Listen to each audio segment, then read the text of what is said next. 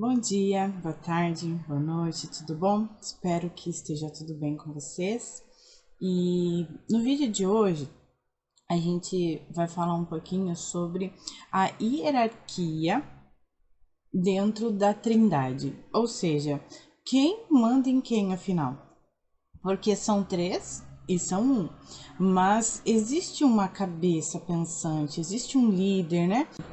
A teologia ela tem um nome que uma expressão, na verdade, para definir mais ou menos como funciona a relação entre Deus Pai e Deus Filho, entre Deus e Jesus Cristo. Então, a teologia elaborou um termo falando assim que Cristo ele foi eternamente gerado por Deus, porque da mesma forma que Deus Pai é eterno, Jesus também é eterno, né? A mesma essência, então não criado, mas não houve um início, digamos assim.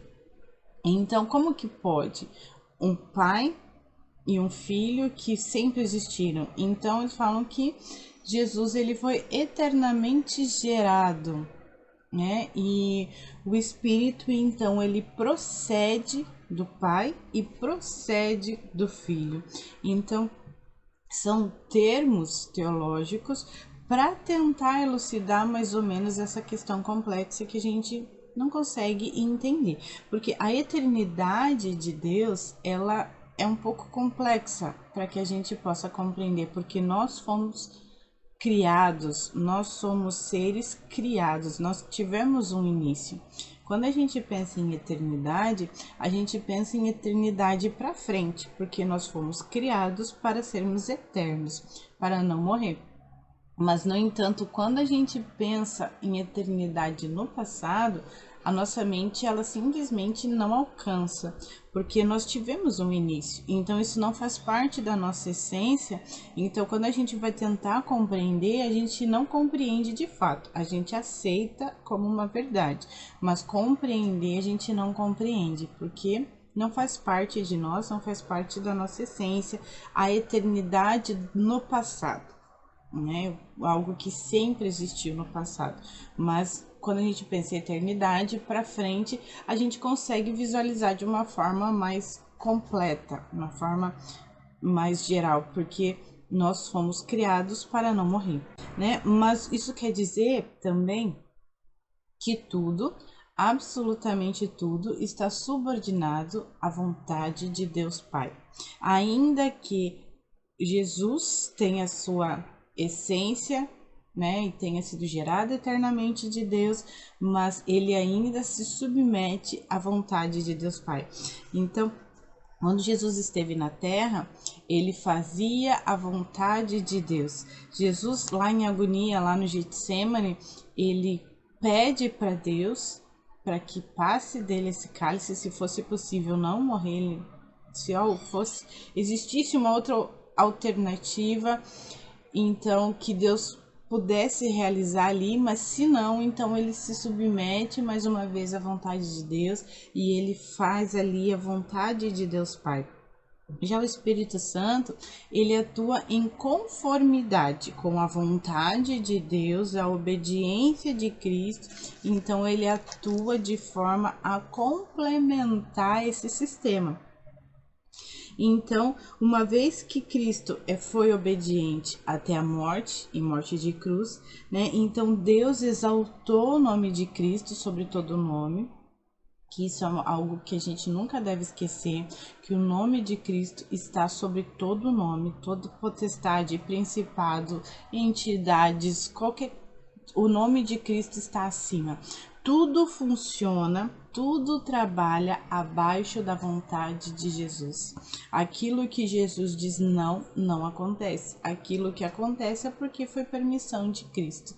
Então, toda entidade, todo espírito, seja ele de luz, seja ele de trevas, seja ele bom, seja ele mal, ele ainda está subordinado à vontade de Cristo, né? Então, sem Jesus, nada eles podem fazer. Então, tem coisas, mas se eles fazem maldade, mas ainda é segundo a vontade de Deus, né? A permissão de Deus. Mas, né, quando a Bíblia fala assim que aqueles que são de Cristo, né? Quando Jesus diz aqueles que são meus, o maligno não os toca, não é porque o maligno não tem poder para tocar, para machucar, que não tem poder de atuação. Tem sim, mas ele não pode, porque Jesus não deixa. Então, na verdade, aquelas pessoas que não estão debaixo do sangue de Cristo, elas estão sujeitas a toda maldade e em conformidade com a vontade de Deus, porque na verdade é uma escolha pessoal de cada um. Então, cada um tem o direito hoje de aceitar viver com Cristo ou não. Aceitar ser convencido, deixar convencer pelo Espírito Santo ou não. Então, na verdade, é uma escolha da pessoa. Se a pessoa ela deseja estar em outra religião, em outro movimento, adorando outros deuses, é uma permissão, é um direito que Cristo deu a ela, de não adorá-lo. E pronto, e ela tem esse direito e ninguém vai tirar dela. A partir do momento em que essa pessoa ela deixa de querer, né, estar nestes ambientes e ela decide estar com Cristo, Cristo a recolhe para si, cuida, né, salva e tudo mais. No entanto, enquanto essa pessoa não quer, Jesus não faz nada, porque nós temos a nossa chamada, o nosso chamado livre-arbítrio. Então, nós temos o direito de andar com Deus ou não, de fazer a vontade de Deus ou não. No entanto, Cristo esteve sujeito à vontade de Deus, assim como o Espírito Santo também está sujeito à vontade de Deus e à vontade de Jesus. Porque é um sistema perfeito para cuidar dos seres humanos, daqueles que querem ser cuidados por Cristo. É importante lembrar dessa obra redentora de Deus. Então, quando Deus Pai cria o mundo, cria a terra, o universo, e então ele cria a terra como um ambiente perfeito para a humanidade, cria o homem, né? Então coloca o homem para habitar nessa terra criada por ele, mas acontece que o homem ele desiste de obedecer, né? Então ali naquele pecado original de Adão é quando Adão ele desiste de estar com Deus, de obedecer a Deus, mesmo que seja por um momento, mesmo que tenha sido apenas um instante. Então, Adão ele peca contra o Senhor e ele deixa de acreditar em Deus e passa a acreditar naquilo que a serpente dizia para ele. Então, nesse momento, o pecado, a maldade, ela inaugurou, né? Começou na terra. O homem ele teve acesso a essa maldade, porque quando ele come da árvore, ele come da árvore do conhecimento do bem e do mal. Então, ali ele conhece a maldade. E acontece que essa humanidade descendente de Adão, ela se apaixona pela maldade de tal forma que ela já não quer mais praticar bondade, já não vê mais valor em ser bom, em ser cordato, em ser amável. Então, a humanidade se apaixonou de tal forma pela maldade que desistiu de Deus. Mas Deus não desistiu da humanidade, né? Paulo fala, né, que Jesus ele veio na plenitude dos tempos. Então, quando Jesus aparece, então ele transforma essa obra e, na verdade, ele reconstrói o caminho até Deus, para que nós, como humanidade, pudéssemos ter novamente aquele relacionamento que Adão tinha com Deus no jardim. Nesse relacionamento em que um fala, outro fala, então a gente pode ter acesso verdadeiro a Deus num relacionamento pessoal.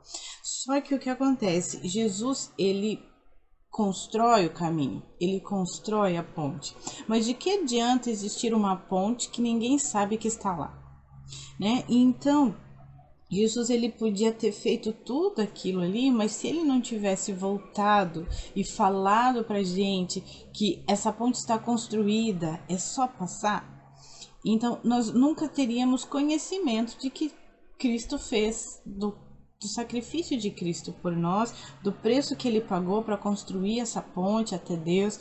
Então, quem é que faz esse papel de instruir, de convencer, de avisar que essa ponte está construída? É o Espírito Santo. Então, o Espírito Santo, ele é dado a nós, a humanidade, como alguém que nos ensina o caminho, alguém que nos alerta, alguém que avisa que essa ponte foi construída. A gente não precisa mais viver longe de Deus, a gente não precisa mais se acostumar com a maldade, a gente não precisa aceitar a maldade como natural.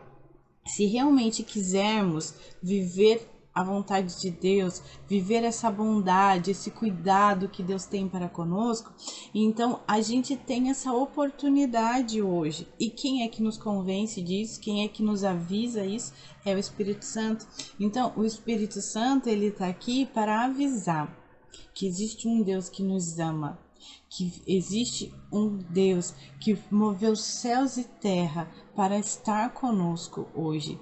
Então, e que reconstruiu o caminho de acesso a Ele para que pudéssemos conversar com Deus como qualquer um fala com seu amigo face a face.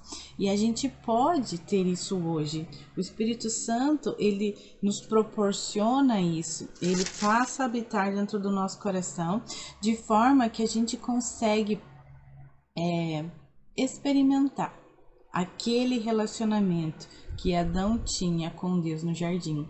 Então, hoje é possível sim viver isso por conta do sacrifício de Deus na cruz, sim, mas também por conta da atuação do Espírito Santo que nos avisa, que nos alerta, que nos convence de todo esse trabalho que Deus fez para que pudéssemos andar com Ele. Agora, a gente precisa aprender a trilhar esse caminho até Jesus, aprender a trilhar esse caminho de santidade, mas a gente também não vai andar sozinho nesse caminho, porque Cristo estará conosco na pessoa do Espírito Santo em todo o tempo, né? Porque a Bíblia fala assim, Jesus diz na Bíblia, porque não vos deixarei só, mas mandarei um Consolador. É esse Espírito que caminha com a gente não anda mais sozinho, a gente não é mais errante na terra, a gente é filho de Deus, é cuidado, é protegido, é orientado por Deus em todo o tempo. Quando Deus, ele trabalha, né, dentro de nós, ele muda o nosso pensamento, ele muda o nosso comportamento, ele muda o nosso modo de pensar, o nosso jeito de ser, os hábitos que a gente tem. E essa mudança, né, toda mudança de pensamento, de convicção, que aproxima o indivíduo de Deus, é obra do Espírito Santo.